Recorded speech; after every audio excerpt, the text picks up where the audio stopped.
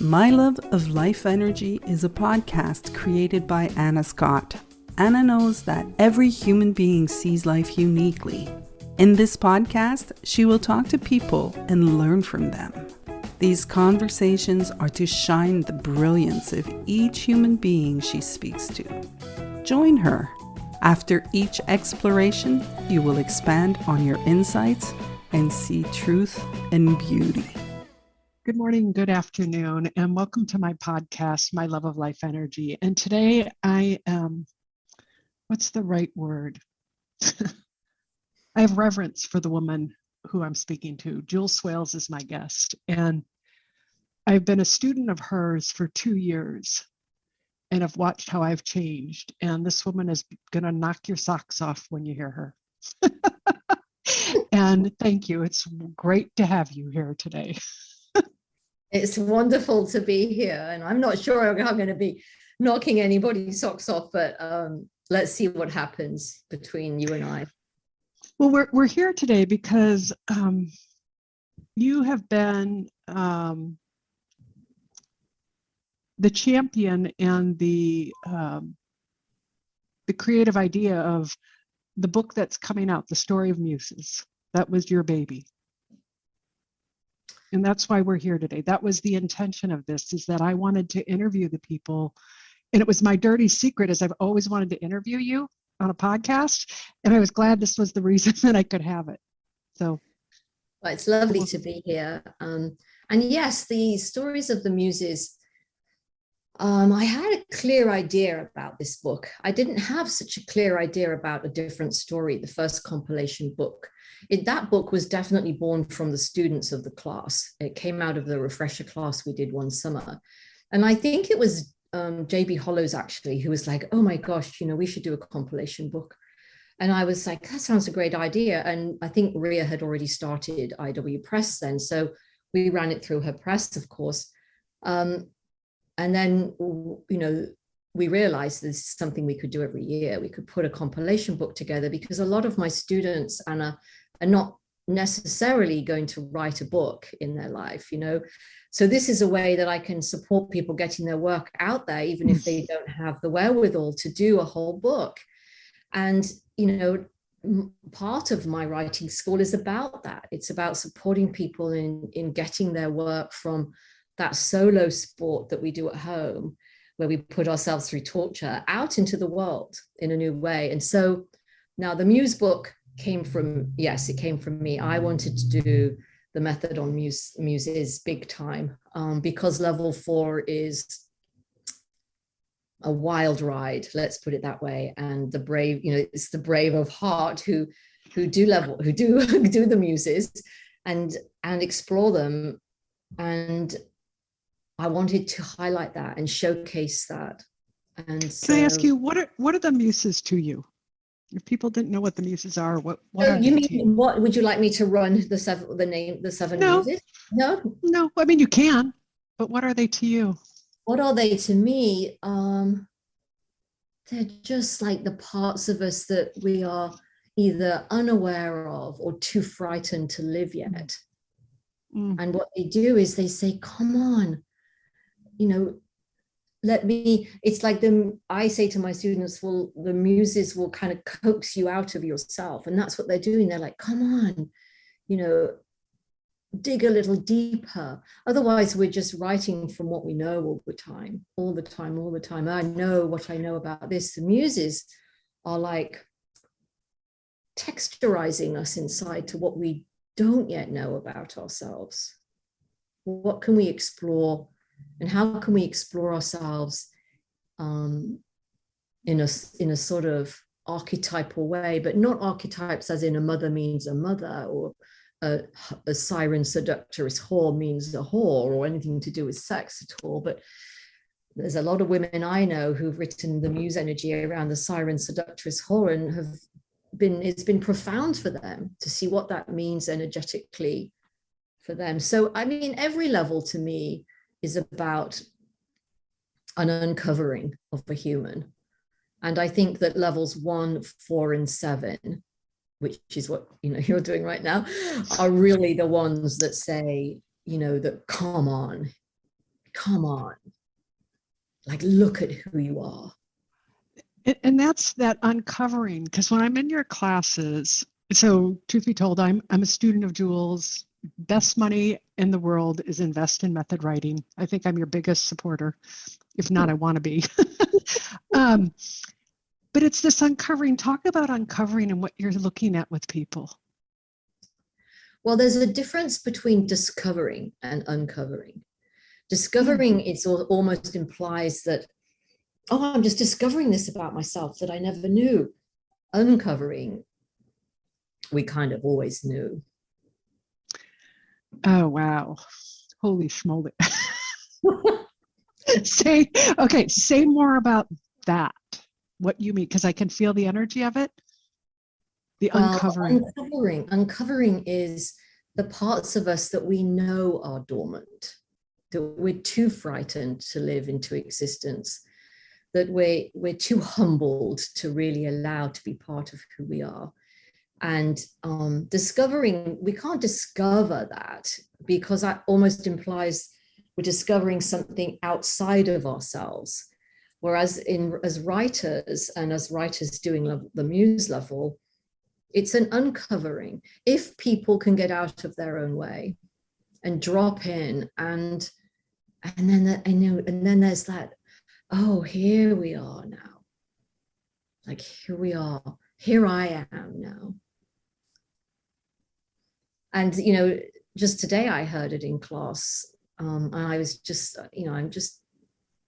it's profound to watch people who don't quite understand what's happening, but a part of them is aware that whatever that muse is they're doing for that particular week, they've always wanted permission to be her more, or to be him more. I'm like, I'm so curious. Domesticated, Anna. We're so domesticated, and I'm talking about this a lot now with level 7 that you're doing. All this societal pressure to dormant ourselves. But when you dormant yourself, there's still the self there that knows. And so Muses is like a bridge almost. And it's like a little quiet invitation and a nudge and a fire and a kick and a prod and a poke and a yell, like a, will you wake up to me? That's what I mean by uncovering. Oh my God, Jules. Do you see that after people take your writing classes and they did the muse books, that their lives changed, or how they showed up changed? You mean the people who have done level 4, the Muses? Yeah. I think their lives will change, whatever, whether they think it has or not. So some people don't like it. They're all grumbled all their way through. But then they might do level 5 and their writing's completely changed. I have someone where that's the experience now. She grumbled all the way through level 4, didn't like it, really felt she was struggling with her writing, lost a lot of confidence. All she needed, it would have been so easy for her to bail and to say, I'm not coming back, but she didn't. She's back, she's doing level 5 and she's writing in a way she's never written before. So for her, it wasn't necessarily the writing of the pieces of Muses that was her journey. It was the continuing to show up, even though it was hard, even though there was nothing there, even though she couldn't access what she wanted to uncover inside. And somehow, the biggest uncovering for her was that she kept coming anyway. Oh, wow. And now, the blinkers are off. She's writing like an insane woman, better than she's ever written ever before. And she knows it. She's reading her pieces with such confidence and thrill. So sometimes Muses looks like that. I've had people who've been so excited to do the Muses, and then they've just been like, oh my God, like, what the hell? Nothing's working. Because they had an idea in mind beforehand about what it would be. Well, how can you do that? How can you possibly know what it's going to be beforehand? And why would you want to? Like, where's the joy of uncovering yourself as a secret to yourself if you think you already know? This whole, I'm fascinated because my experience of your class is that people become more of who they are through the writing. They're like all of them. and this uncovering and the muses. And I see that. I'm so curious, why the muses? Why did you want to start there to publish that work? Well, we didn't. We did a different story. But this is the one you wanted to do. Because it's a tough level. And because there's a great deal of juice there. The hardest levels, like I said, are level 1, because it's all new and you're like, well, oh my gosh, this was not a writing class I thought I'd signed up for. Level 4, because it's nudging a bit more. It's nudging. And then if you're brave enough to stay till level 7, then, you'll have a remarkable experience like we're witnessing in your writing right now. And at the end of the day, when I talk about this, I don't talk about it from a therapeutic perspective. It's definitely a writing perspective, but at times it can seem therapeutic. So if you've got a dormant huntress muse who's always wanted to sort of be a wild huntress woman, and she's castrated by domesticity, what an invitation for her to explore her huntress muse in level 4. You walk this tightrope between such a lover of the written word and story and a champion for souls to emerge. Yeah, I do. I do. And I don't know that it's that fine line of in between. Like, I want you to be your full soul, but I want you to express yourself beautifully and eloquently on the page. Is that true? Oh yeah, I feel so blessed that I've been able to combine my 2 loves, other than dogs, which is my main love, but my other 2 loves are, the exploration of human and the exploration of writing. And so I've married them. I've absolutely married them, which is why my program is a little different to my teachers, because he teaches from, a literary perspective and I'm teaching from a more human perspective. So how can you not do a writing class like this without there being a conversation about the exploration of yourself as a human? And even if I don't talk about it in class, people are going through it. And I know that because I went through it myself. What do you mean? Say more. Well, when I started my class, when I started as a student, I absolutely did not know who I was on the page. I didn't know when I was reading my pieces, I would sob every week, because who is this person? How can I write like this when I've got a voice in my head that's telling me I'm not creative, I'm probably not worth a great deal. Nobody's interested in me. I don't know how to punctuate, so I can never be a writer. And I should just be like a closet journaler for the rest of my life, because I don't have anything interesting to say anyway. And then all of a sudden, I'm doing the first level of these classes and I'm like, oh my God, who is this person on the page? And how is this so, I had a conflict of internal intentions. I wanted to marry myself still to my limitations. And then there's this uncovering happening of myself. And by the time I got to level 4 and I did Muses, and I definitely wasn't pushed to the same degree that I hold for my students to do Muses. There's people still talk about one piece I wrote, My Mother Muse, and I don't know what happened. It was a remarkable piece of writing, but it was a remarkable piece of humaning as well. So I think that's why people come back. Yes, I think they love the fact that they're doing a lot of writing, every week, but I also think that they come back because they're falling in love with this uncovering of themselves, and they're allowing themselves, just in the time that they write, to be fully expressed. Wow, what you just said, Jules. And I think that's what doesn't allow in life. Like, that's what's sacred about the writing, is you have this period in time where you get to be fully expressed. There's no censorship. No censorship. And there's people who are writing stuff in my classes about their children or their parents or whatever parts that they will never discuss with anybody. And then here they are talking about them writing about them in these classes. And when I say, oh my God, I hope you do a book about X, Y, and oh gosh, no, I would never do that. but somehow, by writing these, doing the exercises, and I think the exercises help because the muse exercise is just saying, okay, just do this. It's not saying do this so something will happen. The directive is just do this and then see what happens. Yeah, you speak, the thing that I quote about you is show up with nothing on your mind and let genius work through you. Let genius find you.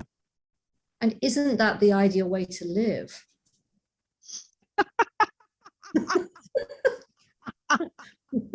I mean, wouldn't, right?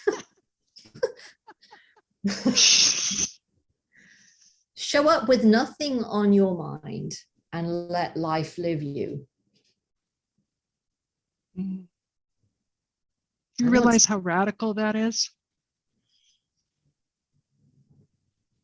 I realize that the notion of it appears radical, but it only feels radical to our domestication or domestication. It only seems radical to that.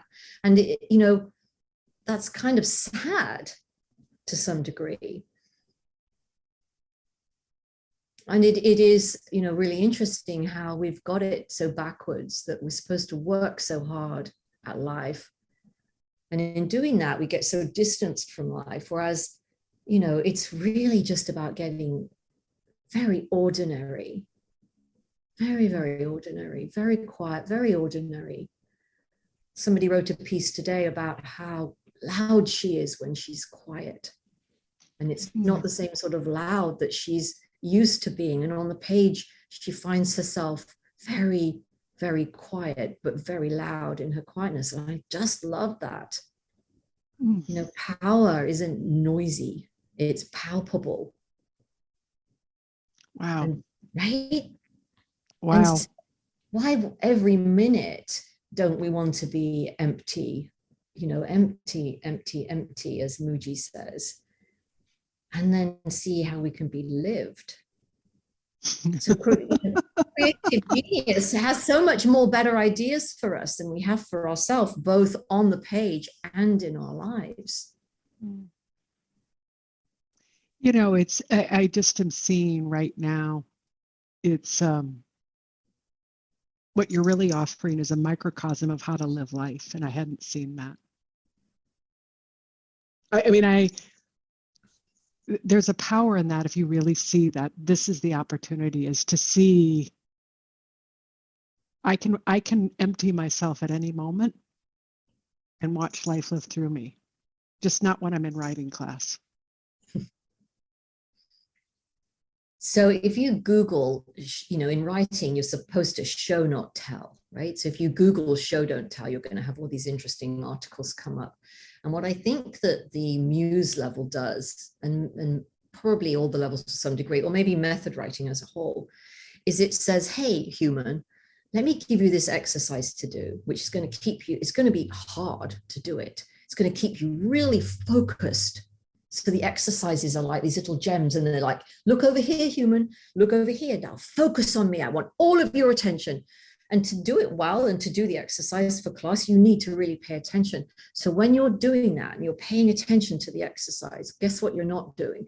Paying attention to all of your domestication and your thinking.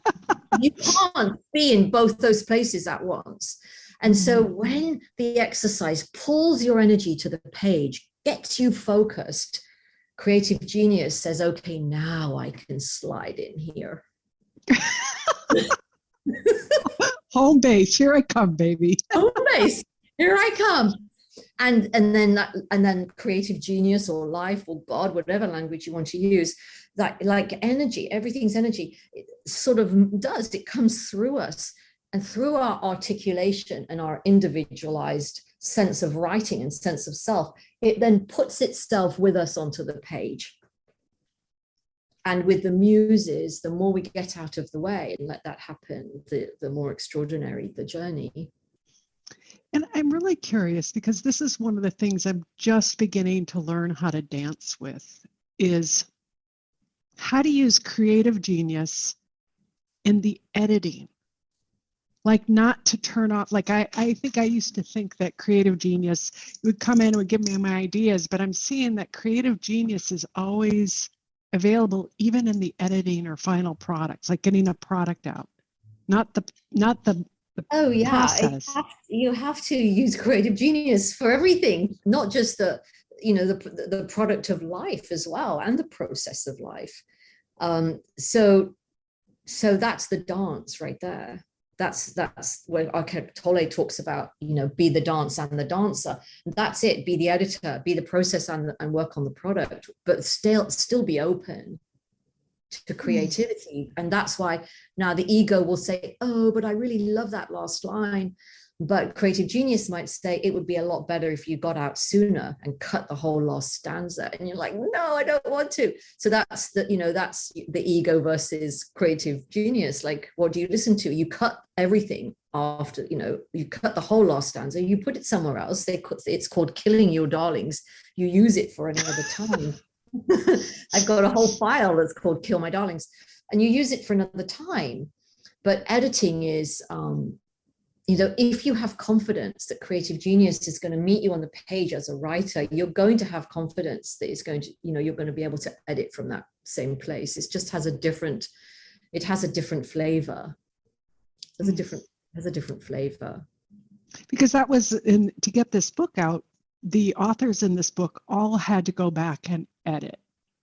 Like they had to return to this material and then meet with I know for myself, that was probably the biggest thing. It wasn't the writing, it was going back and editing. That's where it became difficult. But I didn't see it was just my thinking. I forgot creative genius. Yeah, and then we judge our pieces. Oh my God, I can't believe I wrote that. Or we think, oh my God, I can't believe I wrote that, depending on whether we've had a good day or not, or whether we're tired or not, or whether we've just been pissed off by somebody or not. We will judge our work dependent on our mood.